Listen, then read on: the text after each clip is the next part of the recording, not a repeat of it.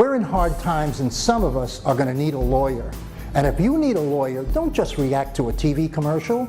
Get a copy of the Lawyers Consumer Directory, which is available absolutely free of charge at any 7-Eleven store throughout Central Florida. The Lawyers Consumer Directory is going to give you real hardcore knowledge on how to hire a lawyer and a lot of information on issues like bankruptcy, foreclosure, and more. Get the Lawyers Consumer Directory. It's absolutely free of charge at any 7-Eleven throughout Central Florida. Are you proud to be Hispanic? Hispanics in Florida now have the first Hispanic car license plate in the United States. Be a proud Hispanic. Put the Hispanic plate on your car. I want to be a doctor. I want to be a scientist. I want to be an engineer. I want to be a police officer. I want to be a professional dancer. By getting the Hispanic plate for your car, you will support scholarships and community programs. Call now or visit HispanicAchievers.org. Welcome to Latina's Role Model. My name is Alma Otero, and the mission of the show is to highlight Latinas role models here in the U.S. that overcome obstacles and challenges. So now we have the pleasure, like the role model of the week, we have Marta Frias. Thank you, Alma. I'm so honored to be here sharing with you. That's wonderful. So tell me, what do you do? Well, now I am working in a radio station, La Grande 1030, as a producer and host my own radio show. Awesome. Vida Nueva Radio. It's a show, a weekly show, when we interview, when we have positive music, all the content of the radio show, it's focusing in the positive things of life. Wow.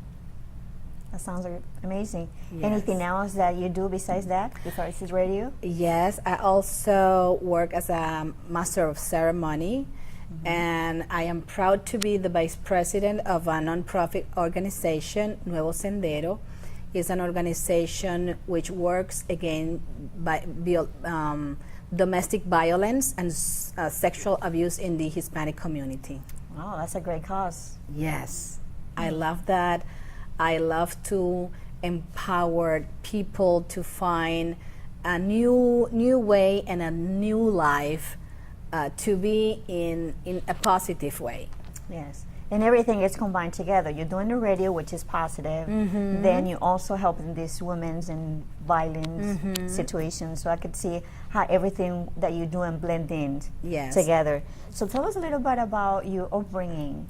I noticed that you have an accent, so obviously yes, I'm still studying every day. I'm still improving in my English, so that's a challenge for me. Oh, yeah, and I'm sure you are up for the challenge, right? Yes, so, I love challenge. For how long you've been here in this country? What country you come from? Tell us a little bit about you. I come from Dominican Republic. I born in Dominican Republic. I came here 3 years ago. Looking for a new life. That's why my radio show, that's the name of my radio show. I have 2 kids. Well, one, because one is 8 and the other one is 19. But what about the husband? My husband is that's here. 3 kids. Yes, of course. But he is retired already. He used to be military in my country, and he is retired. So I said that's the time to experience another life. And I feel so good in here. The kids are enjoying so much this time. And I'm trying to do things positive for the community. The Dominican community is growing here every day. Yes. So through the organization, we are focusing on helping women, families that are victims of domestic violence, not only Dominicans, all the Hispanic community. So why is that important to you? Why it became your mission or your passion for you to help it? You see, in my country, there's a lot of domestic violence because it's a manly society, as I say. So women has to suffer some kind of abuse, you know, and that's like sign my life. And when I came here, I knew a person whose mission is working in that topic. Her name is Diana Mejia, and it is an amazing woman. And I said, that's the path I want to walk with her, helping families in domestic violence. Wow. So tell me, what is the impact that you're creating in the society now that you had the knowledge? Because before you were interviewed, you were telling me about that you're becoming certified to be a life coach. That's something also that you're doing, right? Yes. That's So another tell thing me, that I'm trying. How does that make you feel that now you're creating an impact on these women? That you're not just this woman that came to this country, have a good life, but now you are setting examples for others that they don't have to settle, that they have better opportunities, that they don't have to be in an abusive relationship. So how do you tell me about it? Well, I decided to certify to get a certification in life coach because it's part of my that way I know I can help more. Yes. All the people that we every day see in this kind of situation, supporting them, oriented them, and giving like a helping hand, you know, to get out of that difficult situation. Yeah, I see how you that comes in handy being a life coach because it also you're able to set up programs, I assume, right? Yes. That is going to putting into the right path. Yes, Okay. and giving them the right answer to all their requests. I see. People going through a very difficult time always need a helping hand who can tell them how to get out of the situation. Yes, they're not alone. That there's always someone that they can reach out that is going to help them, whether it's an organization, whether it's a friend, but not to be silenced. That's true. So what are you doing now? Tell me, what projects are you on at this time? Well, now I'm, besides the certification of life coaching, I am focusing on have my own small business. Oh. Yes, I will do some conference for the youth. I think it's a target that need a lot of orientation, you know. I agree. So all the organization, most of the organization here are forgetting the youth people. Yes. You know, and they are taking the street. They are not focusing on get a career. So I am preparing a conference to encourage them to follow their dreams. Oh, follow their passion, follow their dream. Yes. Awesome. So is that another non-profit organization, or this is just a business where you want to? No, I will do make it. some income? Yes, I will do it like an entrepreneur. Oh, so you're an entrepreneur, huh? Yes, with my own small business to develop. Yes. So how do you have time for the family with everything that you have going on? Well, like everybody, I try to work 9 to 5, and from 5 and on, this time it's just for my family. So I have my... You have a balance. Yes. Right? I manage... Time for work, yes, time for yes, helping yes. the community, time for the family.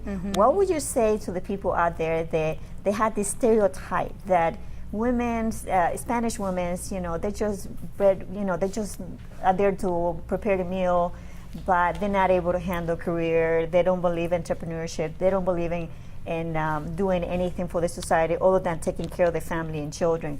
What would you say to those people that have that concept about Latin women? This is the land of opportunities. I said that you only have to dream and follow your dream and put all your efforts in accomplish what you dream. There's a lot of things that you can do from home. There's a lot of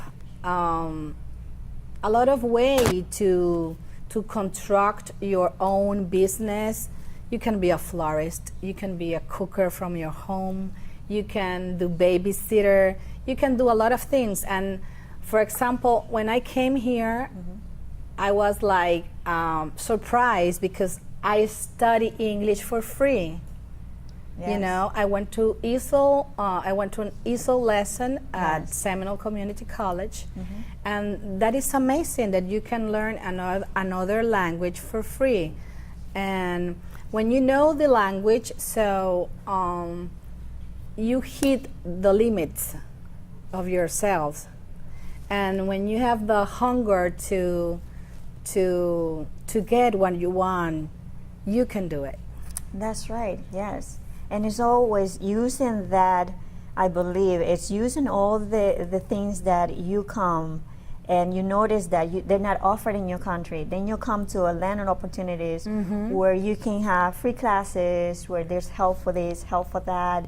You know, it's an amazing being here. Yes. And now you want to help out and reach out all those people that need help in any different areas, because we understand you're doing that nonprofit organization, radio, doing the positive, you know, uplifting their spirits. So it's great. I think the thing is to set the goal and go for it.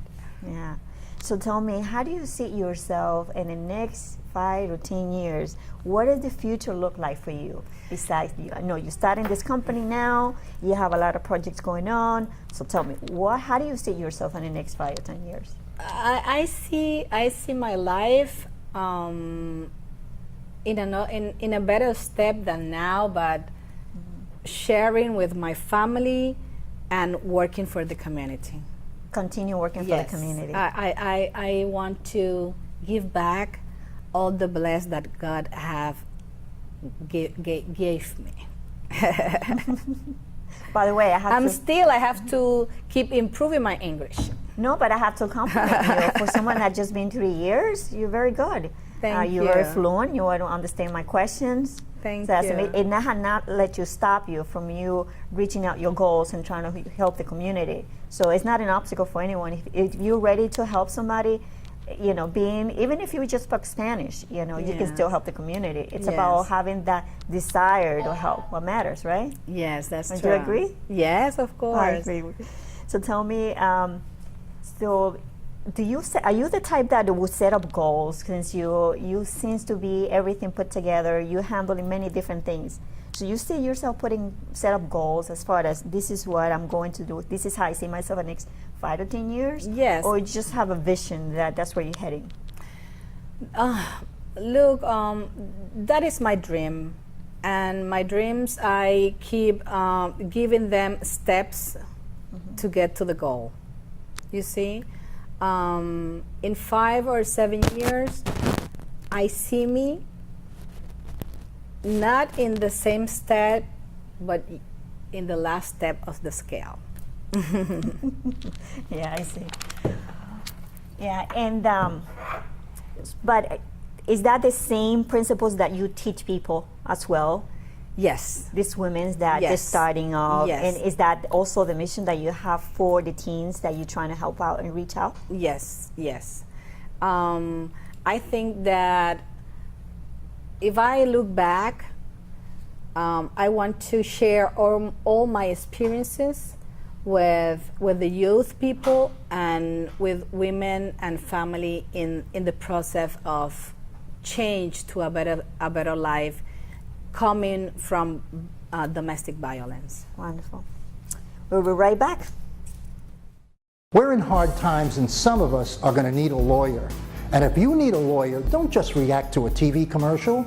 Get a copy of the Lawyers Consumer Directory, which is available absolutely free of charge at any 7-Eleven store throughout Central Florida. The Lawyers Consumer Directory is going to give you real hardcore knowledge on how to hire a lawyer and a lot of information on issues like bankruptcy, foreclosure, and more. Get the Lawyers Consumer Directory. It's absolutely free of charge at any 7-Eleven throughout Central Florida. Are you proud to be Hispanic? Hispanics in Florida now have the first Hispanic car license plate in the United States. Be a proud Hispanic. Put the Hispanic plate on your car. I want to be a doctor. I want to be a scientist. I want to be an engineer. I want to be a police officer. I want to be a professional dancer. By getting the Hispanic plate for your car, You will support scholarships and community programs. Call now or visit HispanicAchievers.org.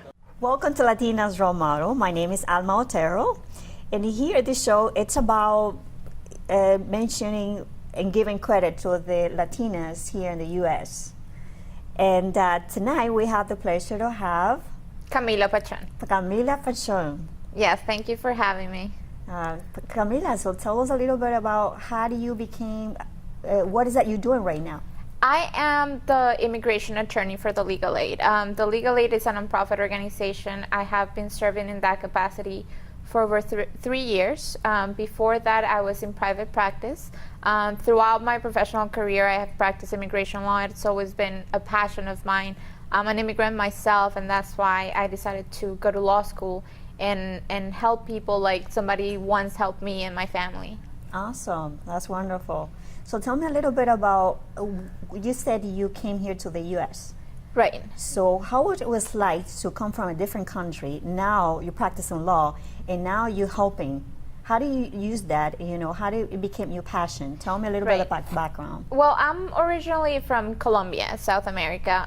My family in the year 2001 had to immigrate, had to come to the United States because of security issues, political problems. So we immigrated, my mom and dad, my brother and I, and it was a nonprofit organization like the Legal Aid Society that helped my family go through the process of political asylum. We came first to Clearwater in that area. There was a nonprofit at the time that helped us do the paperwork because we came here with nothing. We couldn't afford an attorney. My brother and I spoke some English, but my parents spoke no English. So we had to start from scratch. We entered the country alone. It was just the four of us, and then we had to just navigate that system, which is not easy. Not easy when you come from another country, another culture. You're not familiar with the laws of the United States are. So it was an organization like the Legal Aid that assisted my family and I go through that process, and because of them, we were granted asylum here in the States. So tell me a little bit about how was it, did you come in a plane with a visa, or was it, came through the border? Right. I mean, how was it? We had a tourist visa. We've been here in the United States before we immigrated here. We had been here a couple of times, to go to Disney, to go to the parks. So we had that ability of coming here through plane. We had a tourist visa, so we entered the country legally. And once you enter the country, you have a year to apply for asylum. So we applied for asylum, and it just happened that our interview at the asylum office was September 12th of 2001, the day after the September 11, of course. Yes. So it was very nerve-wracking. We were very lucky that the offices were actually open. We were very nervous that they were going to be closed. But they took us in, they interviewed us, and thankfully we were granted asylum. A year after that, we were able to apply for legal permanent residence, and 5 years later, while I was still in law school, we applied for citizenship. Wow. So tell me, how was it? I can see why you became so passionate about now becoming legal aid and be an immigrant attorney, and I'm sure you were successful about it, right? That's why we have you here. So tell us a little bit about the obstacles and the everything that you had to go through for you to become who you are now. Well, I was embraced by the country in many ways. Many doors that I would not have had open in my country were open to me. We still had to face the issues of racism. Racism still happens in the United States. As you can tell, I still have an accent. I spoke some English, but very limited. So it was very difficult to make that transition. It's one thing to take a year or 2 years of English in high school. I'm sure people who do that here in the United States of Spanish would realize how difficult it would be to then be just dropped in the middle of a culture and be expected to just handle yourself in a different language on your everyday basis. Because of that, my brother and I, am the oldest one, had to become the support of my parents. They spoke no English. Both my parents have careers. My mom was a dentist back in our home country. My dad had his own business. But here in the United States, we had to come with zero, so we had to come with scratch, without anything. We had to just start from the foundation of how do you rent an apartment without any credit history. We didn't have bank accounts. We had some money, some savings that we were able to bring to the United States.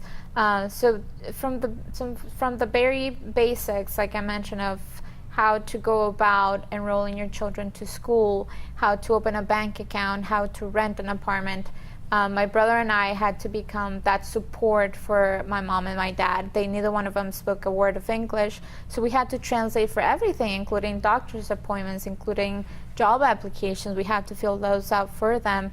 I was 16 at the time, and my brother was 11. So I think that helped us mature a lot.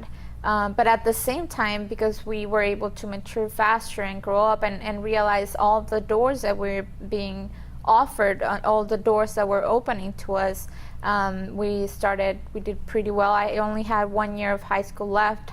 My brother had a couple years longer.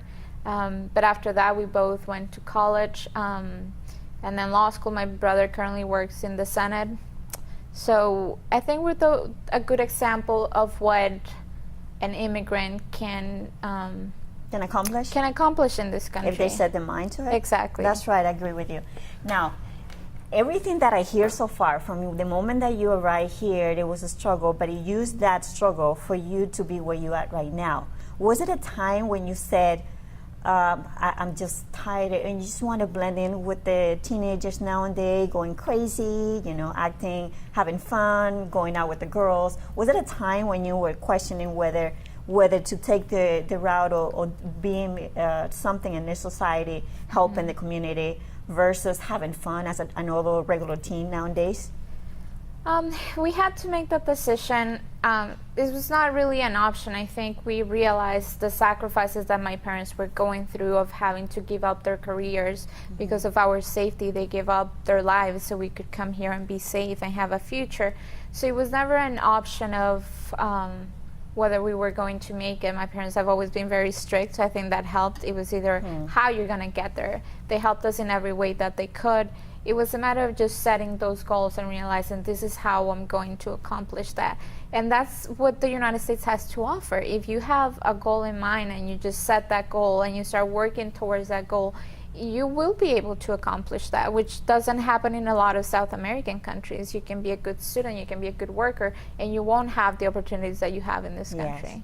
Now, you are a role model, but now, what is it that, who were your role models, you growing up, to say, I want to be so-and-so, I want to make a difference? Who were those people when you were growing up, when you were going to the transition, going to pursuing becoming an attorney, that said, I just admire this person, I just want to follow their steps?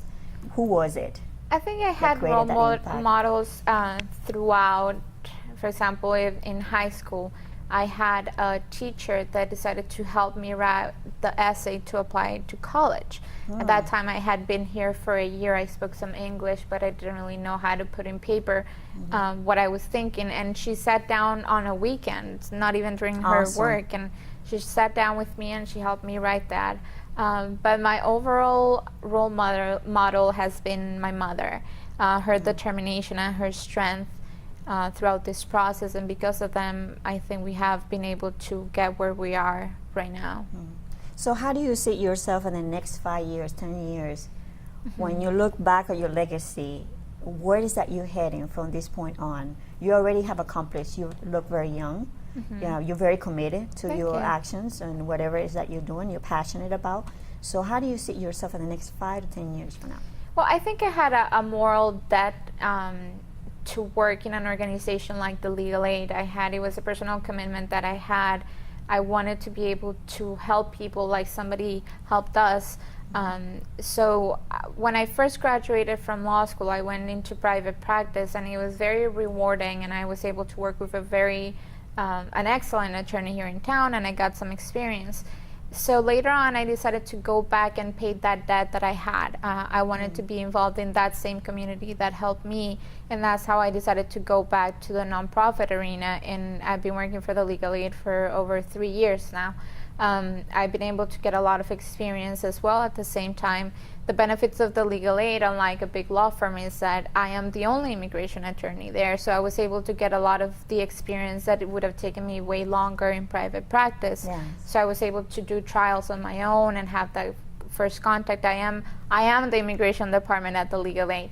So That's now awesome. I feel that I have paid that debt forward. It's not paying it back, it's paying it forward, I'm sure you've heard before. So now I'm getting at the point where I want to take that next step. I am in the process of starting my own law firm. I have 2 good friends, colleagues that we worked in the past, so we're working right now to come together and start our own. It's an all-women law firm. One of them is a Russian immigrant herself, and the other one is a first-generation Mexican-American. So I think that what we can do is we've been through that process. Yes. We know what it is to just wait for that letter in the mail that says whether your case has been granted or not. And we know what it is to be in the shadows, because we were in the shadows at one point. To give you an example, when my father enrolled me in high school, we didn't know any better, and the teachers at the high school told him that they would allow him to enroll me, but I would not be able to graduate until my legal status was fixed, which is not legal. Wow. And we didn't know any better, so my dad said, okay, well, let's enroll her. I don't want her to miss any school days. Yes. So I started school, and thankfully I was able to legalize my status by then. But those are the little things that you don't realize the power of knowledge. If we knew back then that they couldn't do that. And they could have had somebody that could have let them know what the rights are, because even though the immigrants, they still have rights to be in this country. They still have some rights they're not aware of, because they just come in, they don't know the language. So I understand why, of knowing your rights. Yes, knowing your rights and how you come up in place as to how you can help them.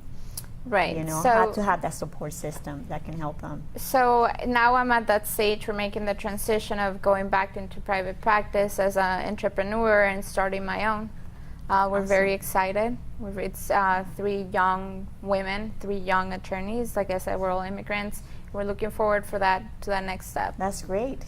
How about family? Thinking about family? I don't see you have a wedding ring. No wedding ring, no children yet. Not yet? Not yet, eventually. Eventually, that's part of the plan, long-term plan. So would you say that the next 5-10 years, that's something that you'll be looking forward to? Yes, definitely. I think that for Latinas in general, family is very important, and I want to get to that step, but there's several things I want to accomplish before getting there. I hear you. So that comes to the question, we're going to leave it with this. What do you think about what they said about Latin women, that we have a lot of children? Is that a myth? What do you think about that? It may be true, but that's because we can handle it. Latina women can have them all at the same time. Yes, we can have 1, we can have 3. So that's wonderful to have you here, and it's time to say goodbye to everyone, and we'll be seeing you next week, 10 o'clock on Tuesday.